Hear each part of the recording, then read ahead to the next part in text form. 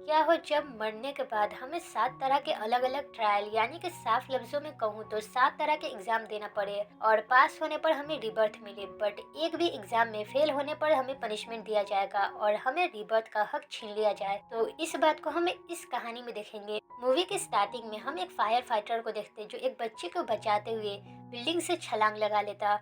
वो रस्सी से बंधा हुआ होता, बट रस्सी में आग लगने की वजह से रस्सी टूट जाती और वो आदमी नीचे गिर जाता। वो जैसे ही नीचे गिरता है तो उसकी अपनी जिंदगी का फ्लैशबैक सीन याद आने लगता। तभी हम देखते हैं वो आदमी और वो बच्ची बिल्कुल सही सलामत होती। बच्ची अपने पेरेंट्स के पास चली जाती और ये जो आदमी है इसका नाम किम है। किम उस बच्ची के पास आकर हेलो करता, बट इसके सवालों का कोई जवाब नहीं देता। किम परेशान हो जाता है कि उसकी बातों को कोई जवाब क्यों नहीं दे रहा। तभी वो किसी को किम कहते हुए सुनता, तो किम नाम सुनकर फिर से वो बच्ची से उसका नाम पूछता, बट फिर से इग्नोरेंस मिलती। किम जब अपना नाम सुनकर पीछे घूरता है तो वो काला कपड़ा पहना हुआ एक आदमी और एक लड़की को देखता। किम जब दूसरी तरफ देखता है तो वो अपनी बॉडी को देखता। किम को अब समझ में आता है कि वो मर चुका और ये दोनों जो है वो एंजल ऑफ गार्डियंस है, जो किम को उस दुनिया में यानी कि आफ्टर लाइफ वाली दुनिया में ले जाने के लिए आया। इस गार्डियन एंजल का नाम हेवन मार्क और ये जो लेडी है इसका नाम चून है। किम का एक और गार्डियन है जो अभी कहीं और बिजी होकर है। चून किम के कार्ड को दिखाकर बताती है कि ये एक पैरागॉन यानी कि प्योर आत्मा है जो बहुत ही कम पाया जाता। ऐसा सोल सालों में एक बार यानी कि पैरागॉन सोल देखने को मिलता। साथ ही में वो किम को ये भी बताती है कि किम को उस दुनिया में 7 तरह के ट्रायल से गुजरना होगा, वो भी 49 दिनों के अंदर। और जब ये ट्रायल पास कर लेगा तो इसे रीबर्थ मिल जाएगी। किम ये सब देखकर कहने लगता कि वो मर नहीं सकता। माँ से मिलने का बात करने लगता, बट ये दोनों इसकी बातें को ना सुनते हुए किम को आफ्टर लाइफ वाली दुनिया में भेज देते। इन दोनों गार्डियंस का जो बॉस है उसे हमें दिखाया जाता जो किम के फ्यूनरल अटेंड करता। वो किम के भाई और उसकी बूढ़ी माँ को देखता और वहीं किम को gate of the afterlife में लेकर आया जाता। किम के जैसे और भी सोल वहाँ पे मौजूद होती। इन दोनों गार्डियंस का बॉस गैंगलिम किम से मिलता, बट किम अवॉइड करते हुए आगे बढ़ने लगता। किम पैरागॉन है तो उसको वीआईपी ट्रीटमेंट मिलती। सबसे पहले किम को हेल ऑफ द मर्डर में लाया जाता है। यहाँ पर उन लोगों को लाया जाता है जो किसी को मर्डर कर देते या फिर उस इंसान के वजह से किसी को मौत हो जाती। किम को जब मर्डर ऑफ द गॉड के पास लाया जाता है तो किम जब नीचे देखता तो लावा में लाखों सोल को पनिशमेंट मिल रही होती। किम ये सब देखकर बिल्कुल डर जाता। गॉड ऑफ द मर्डर के 2 लॉयर है जो किम के अगेंस्ट काम करने वाले। इनमें से एक बताता है किम के वजह से किम के एक साथी की मौत हो गई। कई साल पहले यानी कि 15 साल पहले एक बिल्डिंग में आग लगी। बिल्डिंग में आग लगने की वजह से बहुत से लोग फंसे, जिसको बचाने के चक्कर में किम का एक कुलीग फंस गया। किम चाहता तो उसे बचा लेता, बट वो उसे बचाने नहीं गया, जिस वजह से उसकी मौत हो गई। फिर से दूसरा एम्प्लॉय ये सब सुनते हुए इसे मर्डर बताता और किम को 50 साल के लिए लावा में फेंक देने का बात करता। तो गॉड ऑफ द मदर सोच समझकर बात करने को कहता क्योंकि ये एक आम सोल नहीं बल्कि एक पैरागॉन है। तो लॉयर फिर से किम को कम से कम 5 साल के लिए पनिशमेंट देने को कहता। तभी गार्डियन एंजल गैंगलिन कहता उस रात क्या हुआ था इस बारे में सबको जानना चाहिए। दरअसल किम के कुलीग एक पत्थर के नीचे फंसा था।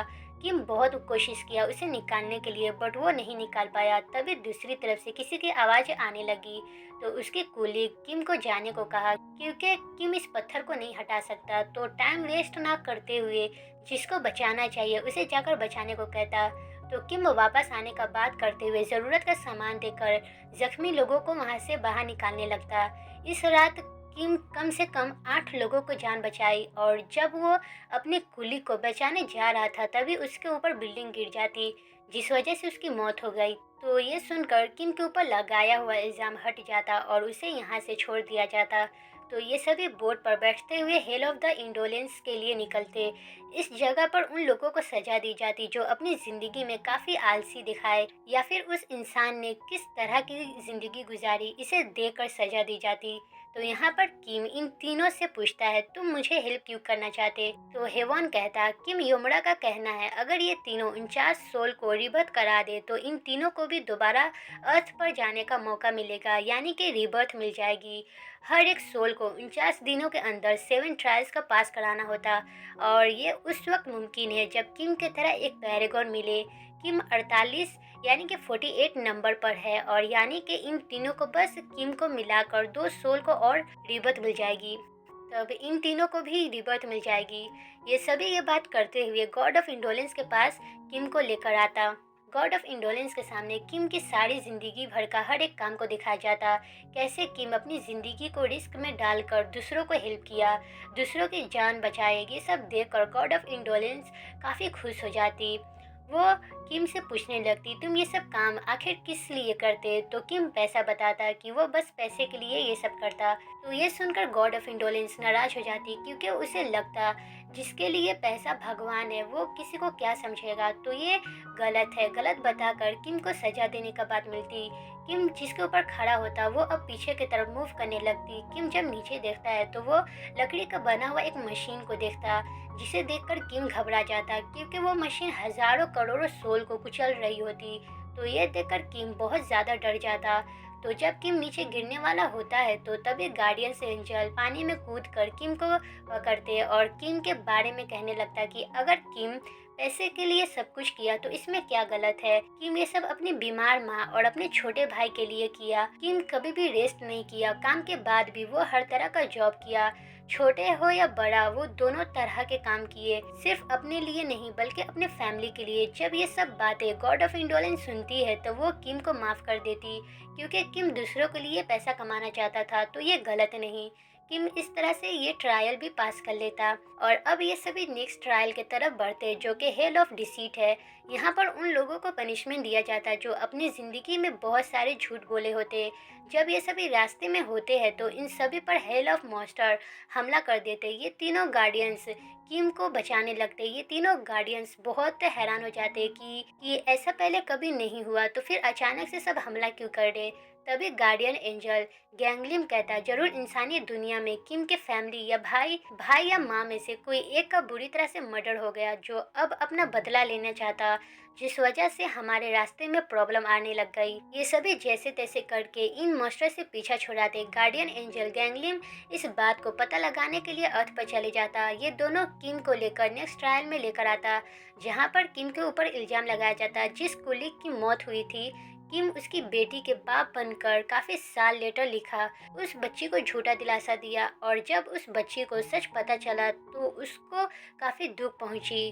वो जानती थी उसका फादर मर गया, बट फिर भी कहीं ना कहीं वो अपने फादर का वेट किया करती। किम ने अपने माँ के लिए भी झूठा लेटर लिखा। उसका शादी हो गया और किम का एक बेटा भी है, बट ऐसा कुछ नहीं था। दरअसल किम 15 साल पहले घर छोड़ दिया था, और गिल्ट के वजह से किम कभी भी अपने घर वापस नहीं गया। यहाँ पर गॉड ऑफ डिसीट किम से सवाल करने लगती है, किम अपने कर्म को देखकर कुछ कहना चाहता है या नहीं, तो किम कुछ नहीं कहता। तो इस वजह से दो मास्टर आकर किम के टंग को काटने की कोशिश करने लगता। तभी गार्डियन एंजल जून कहने लगती, किम ने जो भी कुछ किया उसके पीछे भी एक सच जानना जरूरी है। किम उस बच्ची को लेटर इसलिए लिखा कि जब वो छोटी थी तभी उसके फादर का डेथ हो गया। अगर उसे उस दिन पता चल जाता तो शायद उसकी लाइफ नॉर्मल नहीं होती। वो अपने आप को अकेला महसूस करने लगती। तो किम के लेटर के वजह से ही वो अपनी हालात को फेस कर पाई, अपनी स्टडी अच्छा से करने लगी, और जब बड़ी हुई तो उसे सच पता चल गया। और किम अपनी माँ को झूठा लेटर इसलिए लिखा क्योंकि उसकी माँ उस वक्त काफ़ी बीमार थी। किम के झूठा लेटर और इमेजिनरी वाइफ और बेटे की वजह से उसकी माँ का बीमारी पूरी तरह से ठीक हो गया। वो अपनी लाइफ में खुशी खुशी रहने लग गई। ये सब कुछ जो हुआ वो सब किम के वजह से हुआ। इसका मतलब किम ने जो भी कुछ किया वो सब अपने लिए नहीं बल्कि दूसरों की खुशी के लिए किया। तो ये सब सुनकर किम पर लगाया हुआ इल्ज़ाम हट जाती, और अब ये सभी ये अपने नेक्स्ट ट्रायल की तरफ बढ़ने लगते। वहीं अर्थ पर हमें गार्डियन एंजल गैंगलिम को दिखाया जाता, जो किम के घर पर आता। यहाँ पर उसे पता चलता किम के भाई का मर्डर हो गया। तभी गैंगलिम की नज़र किम के फोटो पर पड़ती। फोटो के पास किम के भाई का सोल को देखकर उसे बाहर आने को कहता, और कैसे मौत हुई इस बारे में पूछने लगता। बट किम का भाई मौका देकर वहाँ से भाग जाता।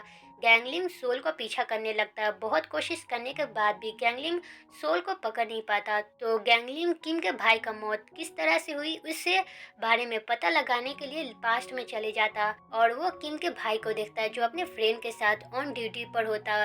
तो अपने फ्रेंड से किम का भाई बात करते हुए जब गले लगता है तो तभी गलती से गोली चल जाती, जिस वजह से किम का भाई की मौत हो जाती। दूसरा सोल्जर अपने सीनियर को बुलाता। जब वो आकर देखता है तो पता चलता है कि किम का भाई की मौत हो गई, तो इसका नेक्स्ट मंथ प्रमोशन मिलने वाली होती। तो इस वजह से सच छुपाने के लिए इसे दफनाने का बात करता। ये दोनों बॉडी को लेकर जमीन में गाड़ देते, जिसे देखते हुए गैंगलिन को अपनी पास्ट लाइफ के बारे में याद आने लगता। अगले ही दिन सोल्जर किम के माँ के पास आकर छोटे बेटे के गुमशुदा होने के बारे में खबर सुनाता कि वो अपने टीम को बिना इन्फॉर्म किए कहीं चले गया, तो अगर पता चले तो इन्फॉर्म कर देना। वहीं गार्डियन एंजल गैंगलिन किम के भाई का सोल को पकड़ लेता। वो सोल को एक बिल्डिंग से बांधकर अपने साथ आफ्टर लाइफ वाली दुनिया में चलने को कहता। अगर वो नहीं जाएगा तो उसके भाई को कभी माफी नहीं मिलेगी। तो इस सोल का नाम किम सुहोंग है, जो अपने भाई की बात सुनकर न कहने लगता है कि कौन सा भाई, वो भाई जो 15 साल पहले घर छोड़कर चला गया और फिर कभी वापस नहीं आया, और जब आया तो उसकी मौत की खबर सुनने को मिला। और यहाँ तक कि मुझे उन लोगों से अपनी मौत का बदला लेना, क्योंकि जब वो सब मुझे दफना रहे थे तो उस वक्त मैं जिंदा था, मुझे जिंदा ही दफना दिया गया। तो जब ये सब बातें सुहोंग गैंगलिन को बता रहा होता तो गैंगलिन को अपनी पास्ट लाइफ के बारे में याद आने लगती। गैंगलिन सुहोंग को लेकर उसको दोस्त को दिखाता, जिसे जिससे गलती से गोली चल जाती। उसका दोस्त तो नशे की हालत में सुहोंग के माँ से मिलकर उससे माफी मांगता और एक मैप देकर वहां से चले जाता। इसे जब माँ देखती है तो उसमें एक रेड डॉट को दिखाया जाता है। ये वही जगह है जहाँ पर सुहोंग को दफनाया गया, और वो ऐसा इसलिए करा क्योंकि वो सुहोंग का बहुत अच्छा दोस्त था। तो उसे न सुहोंग की मौत का उसे बहुत पछतावा है।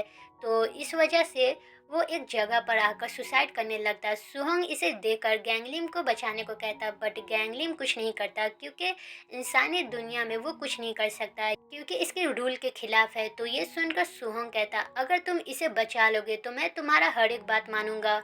तो ना चाहते हुए अब गैंगलिन को रस्सी काट कर इसे बचाना पड़ता।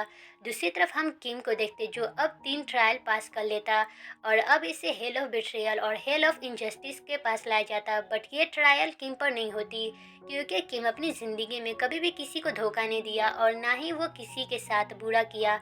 इस वजह से किम पर ये 2 ट्रायल नहीं होती। तो अब किम को छठा ट्रायल के पास लेकर आ जाता, जो कि हेल ऑफ वायलेंस है। जब किम हेल ऑफ वायलेंस के पास आता है तो किम पर अपने छोटे भाई को बुरी तरह से मारने का इल्जाम लगाया जाता, वो भी उस वक्त जब उसका भाई काफी बीमार था। बीमारी वाली हालत में किम अपने भाई पर बिल्कुल भी रहम नहीं दिखाया और ना ही कभी किम इसके लिए माफी मांगा। इसी बात को देखकर किम भी कुछ नहीं कह पाता और ना ही उसके दोनों गार्डियंस भी किम को सपोर्ट कर पाते। तो अब किम को सजा दी जाती। तभी गार्डियन एंजल चून गैंगलिन से बात करती है और बताती है कि अब किम को सजा दिया जा रहा। तो गैंगलिन अभी सजा ना देकर फाइनल में सजा देने का बात करता। अगर किम फाइनल में दोषी निकला तो उसे सजा जरूर मिलेगी और साथ ही में तीनों गार्डियंस का पावर छीन लिया जाएगा। तो अब किम को यहाँ से छोड़ दी जाती और फाइनल के लिए ये तीनों निकलते। रास्ते में गार्डियन एंजल चुन किम से पूछने लगती, तुम 15 साल पहले अपनी माँ को मारने की कोशिश किया था? तो किम हाँ कहता और बताता है, 15 साल पहले मेरी माँ बहुत बीमार थी। हमारे पास खाने के लिए बिल्कुल भी पैसे नहीं थे, हम बहुत गरीब थे। तो मैं इस वजह से ही मारने की कोशिश की है, क्योंकि मैं नहीं चाहता था माँ जिंदा रहकर हर पल की मौत मरे।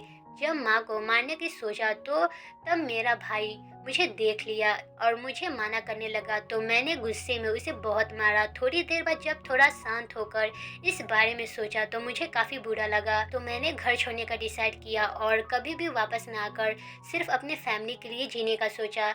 जब माँ की याद आती तो लेटर लिख दिया करता। तो दूसरी तरफ हम अर्थ पर देखते, गैंगलिन सुहोंग को अच्छे से समझा लेता और सुहोंग अच्छा सोल बन जाती। गैंगलिन सुहोंग को लेकर आर्मी बेस पर आता है, जहाँ पर सुहोंग अपनी माँ को देखता। माँ उस सीनियर आर्मी के पास आता है जो कि सुहोंग को दफनाया था। माँ अपने बेटे को ढूंढने को कहती और वही मैप को दिखाती, जिसे देखकर ये डर जाता। सीनियर इसे जोर से धक्का देते हुए बाहर निकालने को कहता। सुहोंग ये सब देखकर उसे बहुत गुस्सा आने लगता और वो फिर से बुरी सोल बन जाती। वो तूफान लाकर बहुत ही तबाही मचाती। सुहोंग अपने सीनियर को मारने की कोशिश करता, बट गैंगलिन उसे बचा देता। जब सुहोंग ऊपर देखता है तो वो किम को रेत में धंसता हुआ देखता। ये इसलिए हो रहा क्योंकि सुहोंग अर्थ पर तबाही मचा रहा और ना ही वो अपने भाई को अभी तक माफ किया। तो इसी वजह से किम के रास्ते में प्रॉब्लम आ रही। हेवन जब सुहोंग को ये सब करते हुए देखता है तो जल्दी से आकर उसे रोकता और वहीं दूसरी दुनिया यानी कि आफ्टर लाइफ वाली दुनिया में दिखाया जाता, जहाँ पर किम का फाइनल ट्रायल स्टार्ट हो जाती। अगर किम इस ट्रायल को पास कर लेता है तो उसे रिबर्थ मिल जाएगी, नहीं तो पास ना करने पर उसे पनिशमेंट दिया जाएगा।